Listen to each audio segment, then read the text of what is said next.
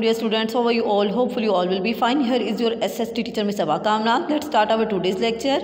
Dear students, you have to open page number 86. Now today we will start our new chapter number 18 of the history portion. Its topic is 1937 to 46, the last steps of independence. 1937 से लेकर 1940 तक आज़ादी के आखिरी जो है वो मराहिल. In 1940, the British government made the August offer towards great autonomy.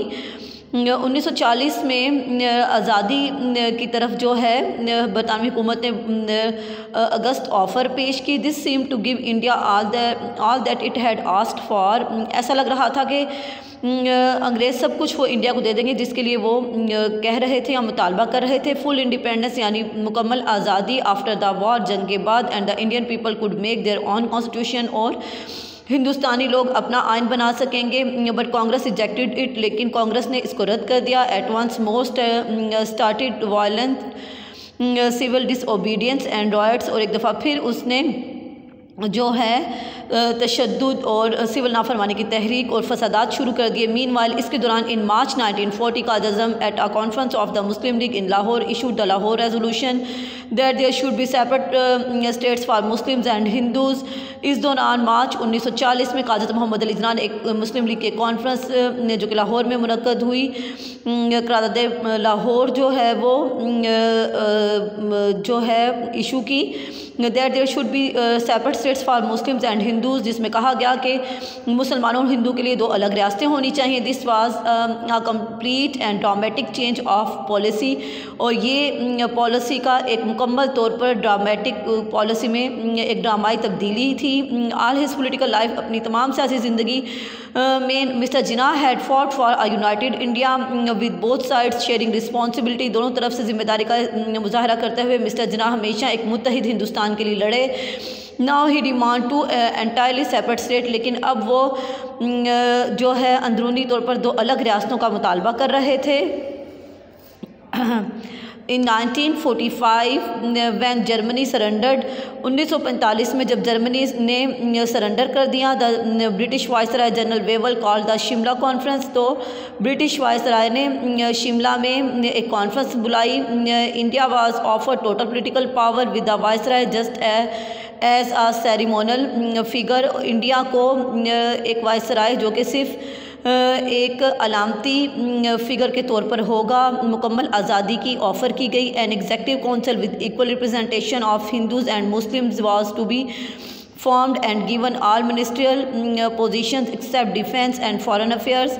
और एक कौंसल जिसमें मुसलमानों और हिंदुओं को बराबर की नुमाइंदगी दी जाएगी, को तमाम इख्तियारात दिए जाएंगे, सवाए तमाम वजारती इख्तियारात दिए जाएंगे, तमाम वजारती मुनासिब दिए जाएंगे, सवाए दिफा और ख़ारजी अमूर के. Which would be the वायसरायज़,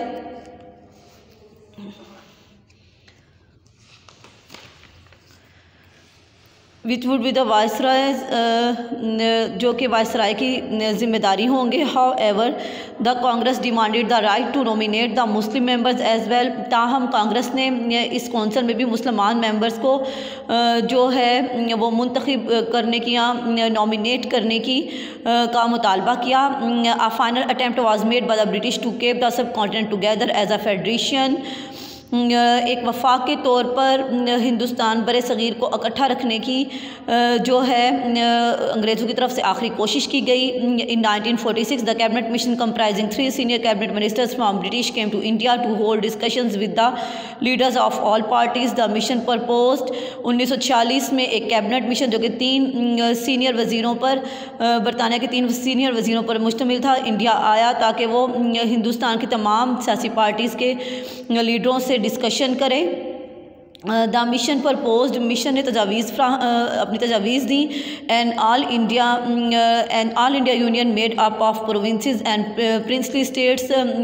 Hindustan जो है वो सूबों और रियासती शहजादों जो है उसकी एक यूनियन होगी।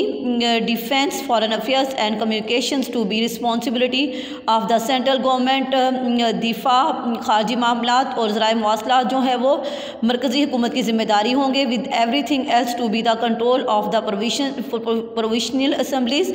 और इसके अलावा जो तमाम इख्तियारात हैं वो सूबाई असम्बलियों को हासिल होंगे सूबों को कंट्रोल करने के। There would be 3 groups of provinces, सूबों के 3 ग्रोह होंगे। Muslims in the north west, शुमाल मगरिब में मुसलमान, बंगाल एंड असम, बंगाल और असम में भी हिंदूज़ मेजॉरिटी प्रोविंसेस, और बंगाल और असम जो है वो हिंदू मेजॉरिटी प्रोविंसेस होंगे।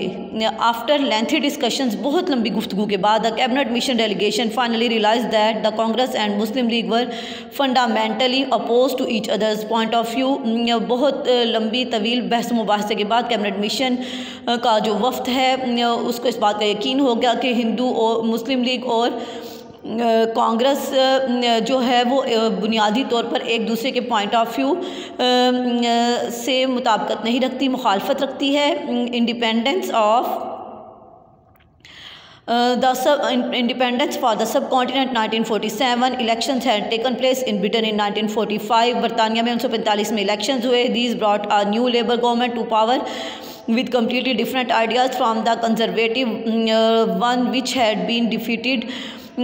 और बरतानिया में लेबर हुकूमत जो है वो इक़्तिदार में आई जिसके आइडियाज़ और जिसके ख़यालात बिल्कुल कंजर्वेटिव पार्टी के बिल्कुल अपोजिट थे, जिसको उन्होंने इलेक्शन में शिकस्त दी थी। The new prime minister Mr Attlee said that any party which had the support of the people of India could form the government there and that Britain would withdraw from the subcontinent. That any party which had the support of the people of India, कोई भी ऐसी सियासी जमात जिसको हिंदुस्तान के लोगों की हमायत हासिल हो, कुड फॉर्म द गवर्नमेंट, हुकूमत तश्कील देगी वहाँ। और बरतानिया जो है वो बरे सगीर से क्विट कर जाएगा, बाहर निकल जाएगा इन जुलाई 1948 तक। मिस्टर जना asked for a separate Muslim state and Britain agreed. Mister जना ने एक अलग मुस्लिम रियासत का मुतालबा किया और अंग्रेज़ इस पर राज़ी हो गए। The independence date was brought forward to August 1947। और जो है आज़ादी की तारीख़ जो है वो अगस्त 1947 दी गई, जिस पर इत्तफ़ाक़ कर लिया गया। Which left only a few weeks, जिसमें सिर्फ चंद हफ्ते रह गए थे। For the extremely complicated arrangements to be sorted out, और बहुत ही पेचीदा मसाइल का अभी हल तलाश करना बाकी था।